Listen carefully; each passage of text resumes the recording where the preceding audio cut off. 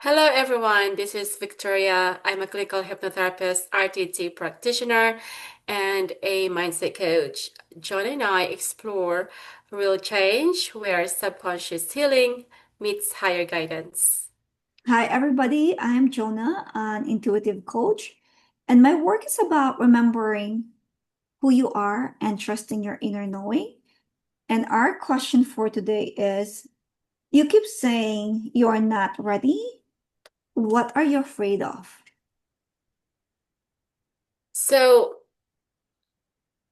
such a this is a really good question. And I've seen this over and over again with my clients and in myself also, really. So it's never actually about being not ready. It's the result of if I do this. Some people they're afraid of success. They're afraid of course, they're afraid of failing, Mhm, right? So when someone says I'm not ready, what their subconscious really is saying is I'm afraid of what happens if I succeed, if I fail. So, and worse, they're afraid of who I have to become to mhm, get there, right? mhm, So, with with my clients, a lot of them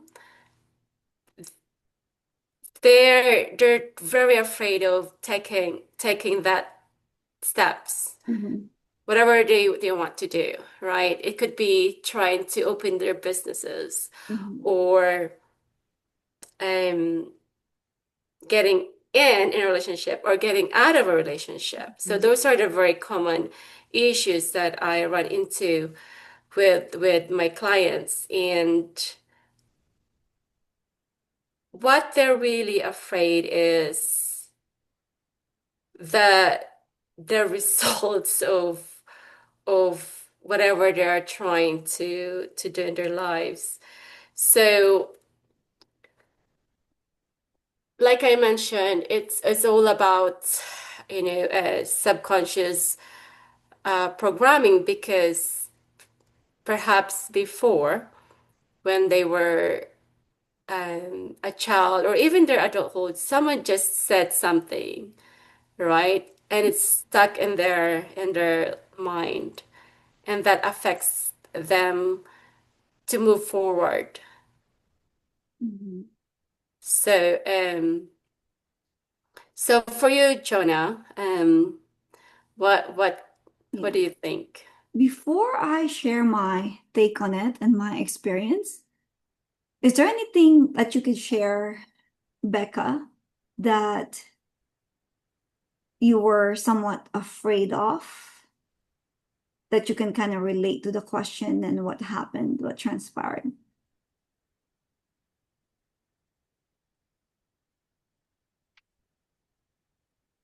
I can't think of anything at the moment. Okay. Perhaps we can Yeah, go back to we it. can yeah go back to that in a minute. Okay, of course.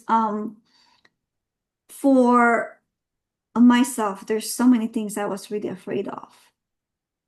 So many things in life, and I just turned 50. And for me, I realized that it wasn't the fact I was afraid, but it is because I didn't know who I was. My identity is all over the place. I haven't really solidified it. I was, for the most part, very lost to my programming of who I should become or what people are expected of me, versus who I really am in my core. So since I have um, identities of myself that I wasn't really sure of, and I was trying to keep reinventing. Oh, now I'm gonna be bolder. Now I'm gonna be going after things. Um, they're just really a part of a learning stage for me to, at this age, to know who I truly am and to really remember that. And as far as clients, they would normally go to counseling thinking that they're wanting to work on a certain issue. Hmm. But as you know, Rebecca, that's not always the case, that what they're thinking of is actually what they're bothering them. And I would associate that with, with my experience with clients, is because they don't have a solid identity of themselves. So I think once we are aware of who we truly are in our core, things that we are afraid of will actually disappear, and we'll have more courage to make bolder decisions, decisions that um, we haven't thought that we're able to make, maybe like leave a relationship, or leave an older career, following our passions and things like that. Um, Once we remember who we are, that's really key to not being so afraid. As humans, we're so conditioned and programmed to be afraid of the unknown. Hmm. And it's definitely not easy. But there's certainly things that you could do in life to make things easier for you, and to not be afraid of a lot of things anymore. And once you exercise a lot of the things that for me, it's a game, like challenging myself. Hmm. If I'm afraid of something, I'll do something that makes me unafraid of it. and and the more that I would experiment, the more I get kind of that courage to keep moving forward. You said something there that's made me just wonder. Um, when you said solid identity, how how do we know that we have that solid identity of ourselves? I think it's more of a for myself and what I've experienced, and even for clients, that your identity is, it's so attached to who you are and what you're going to become, and it's constantly evolving. And so if you have an identity of being a victim, it's kind of hard to make better decisions for yourself. Because if you feel like, everybody is just there to make you feel small,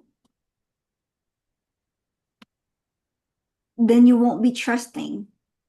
Then you can't trust the universe. You can't trust the people around you, because you're always afraid of getting hurt. So once we clarify the identity that we want to be, that we want to become, even for just, you know, what are the identities that you want to attach yourself? So for me, at this stage, is my identity is something very loving. And I know, a big part of my values is family. Um, if you identify like leadership, just, being, like what kind of a business person are you? What kind of a coach are you? Um, so when you have a solid identity, what I mean by solid identity is something that you really know deep in your core of you, who you are as a person and how you want to show up. I don't want to show up as being afraid anymore. I don't know how much longer that I have in this world, but that's, my new identity now is just being open to allow, and I'm actually excited to new experiences. Hmm. I'm actually looking forward and creating more. So you have to be aware of who you are in your current identity, what are you afraid of? Like, how do you react to certain decisions? And when I would say solidify your identity, I would say, okay, I was always afraid before, Mhm. maybe because, I can't go after my career, or I'm afraid to step into, a new business. And then you can create a story of your new identity of saying you are an amazing, business person. Because your story, your identity, it's really a core of how you're going to make decisions in life, how you're going to behave, how people are going to perceive you, because everything is energy. So if I'm a person that I have a victim identity, of course, the energies that are being thrown to me, the people, the experiences, and everything else is also coming from that energy of being a victim. So that's quite well said. And I just want to mention this because for a lot of people, they would say, I'm not ready. And I Mhm. think the question that, we ask ourselves, when do you know that you're ready? Because I think it's no one would know. No one would actually say, oh, today I'm ready to go out there to create, for example, for example, for I have a client that just waiting for the perfect time Mhm. to create for her social media Mhm. content, right? So, and again, there's no such thing as you know when you're ready. I think, like you said, you just Mhm. have to be brave. You have to be bold and release that Mhm. fear and also because that's the important part Mhm. to get out of that being Mhm. afraid, right? Mhm. And also there's no such thing as perfection, Oh no, not at all. right? Like what we're doing now, it's Mhm. we just um turn on our Zoom and then Mhm. have this conversation, and we don't know where it's going to go, what's going to Yep. happen, Mhm. right? And I think this is just a great example to just be bold, be brave. Mhm. It doesn't matter. And also, not a lot of people will like what you're doing, what you're saying, Mhm. but there's going to be other people that could relate, could resonate with Mhm. what you're doing, what you're saying. So, yeah, I really like what you said there. Just go out there. And I think that's the word of the day. Be Mhm. bold, be brave. Definitely. And you could always break it down, because if there's when someone's saying I'm not ready, I'm not ready. Because sometimes even the smallest step to be ready, like maybe just doing just a one video and see how that feels like, just Yeah, putting it out there, right? Sometimes it's okay to, wherever you are in your energy field or in whatever you're feeling, just releasing something and trying to just be a little bit aware of what that is. What is that fear? And even trying to wrap that fear or writing that fear down, or if the fear is unknown, is to just write it somewhere and then say, I don't know what I'm fearful about, but I'm releasing it to the universe. I'm having the universe take care of it. I'm having God take care of it. And then even having that shift of just allowing yourself and not denying it, but acknowledging that fear, even though sometimes you don't know what that is. And then even having those just one simple step, whatever, taking a bath or whatever it is, to release something, and then jump into an action. And then you promise yourself, now that I've released it, I'm just gonna do a video, whatever it is, and then I'm just gonna send it and see how that feels like. So, Yeah.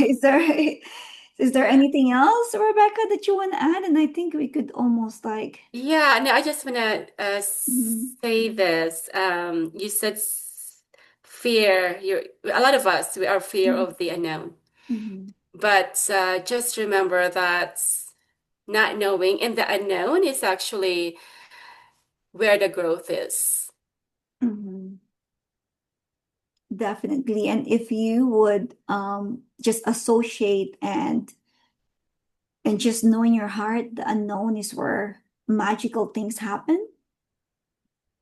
If you just program yourself to change that story of the unknown is always scary, and just think of it as something magical, it's so much easier to put yourself out there if you are changing the way that you're viewing the unknown.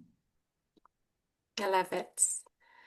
So I think, yeah, thank you very much, you guys, for spending your time and being with us. And thank you so much, everybody, and let's keep shifting together.